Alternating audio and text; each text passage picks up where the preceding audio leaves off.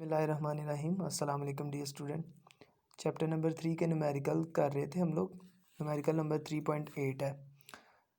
Online class में मैंने आपको उसकी स्टेटमेंट काफ़ी डीपली समझाई थी, लेकिन अभी मैं उसकी स्टेटमेंट नहीं लिख रहा, लेकिन फिर से मैं उसका मीनिंग समझा देता हूँ आपको।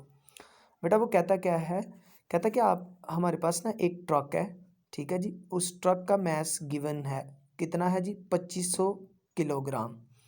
फिर उसके बाद ये कहता है कि ये v1 वेलोसिटी के साथ मूव कर रहा है फ्रॉम लेफ़्ट टू राइट, और कितनी वेलोसिटी है इसकी, 21 मीटर पर सेकंड। उसके बाद इससे थोड़ी सी आगे जो है ना वो एक कार है, उस कार का जो है वो मैस गिवन है, और उसका मैस गिवन है 1000 किलोग्राम। उसके बाद उसमें वो इन्फॉर्मेशन ये देता है कि कार स्टेशनरी है। स्टेशनरी का मतलब होता है रेस्ट पर होना किसी चीज़ का। अगर कोई चीज़ रेस्ट पर हो तो हमें पता है उसकी वेलोसिटी क्या होती है, एट दैट पॉइंट 0। अब ट्रक को हम मैस 1 का नाम दे देते हैं, और जो कार का मैस है उसे मैस 2 का नाम दे देते हैं, और जो हमारा ट्रक है उसकी वेलोसिटी को v1, इसी तरह जो हमारी कार है उसकी वेलोसिटी को v2 का नाम दे देते हैं। उसके बाद तो ये कहता है कि अगर ट्रक जाके इस कार के साथ टकराता है तो अल्टीमेटली बेटा टकराने के बाद इसकी वेलोसिटी चेंज होगी।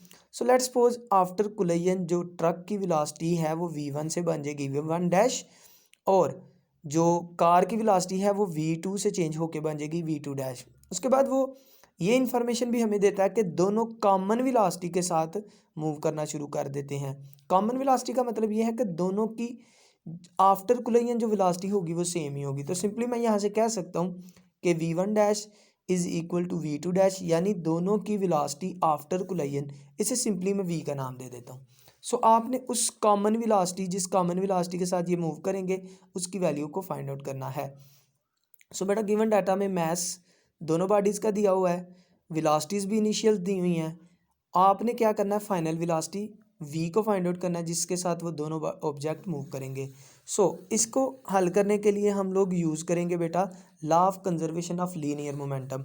उसमें हमने पढ़ा था कि momentum of first object plus momentum of second object, इन दोनों का सम यानी momentum before collision will be equal to momentum after collision.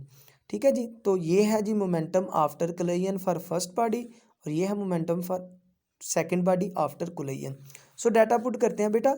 v2 car की वेलोसिटी है, चूंकि कार रेस्ट पर थी तो इसकी वेलोसिटी क्या होगी, 0, तो हम सिंपली इसको 0 के साथ डिनोट करेंगे, तो ये फैक्टर सारे का सारा 0 हो जाएगा।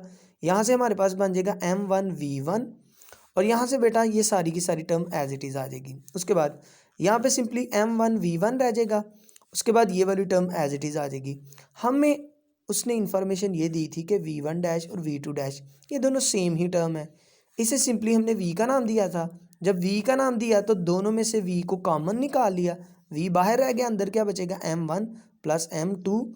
ठीक है जी। और यहाँ पे बन जाएगा m1v1।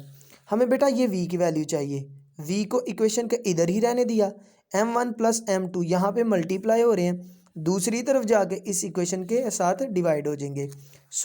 अब सारी वैल्यूज़ पुट करें। m1 की थी 2500, v1 थी 21, m1 2500 और m2 की वैल्यू क्या थी 1000। इन दोनों को मल्टीप्लाई करें तो बेटा आंसर आता है 52,500, और नीचे से आ जाता है 3500। तो ये 20 से कैंसिल, 525 को 35 से डिवाइड करें तो आंसर आता है बेटा 15 मीटर पर सेकंड। इसका मतलब ये होगा कि आफ्टर कोलिजन ये दोनों ऑब्जेक्ट एक कॉमन वेलोसिटी के साथ मूव करेंगे। इस कॉमन वेलोसिटी की वैल्यू क्या है, 15 मीटर पर सेकंड। इसमें कोई अगर प्रॉब्लम हो तो आप लोग पूछ सकते हैं। अल्लाह हाफिज़।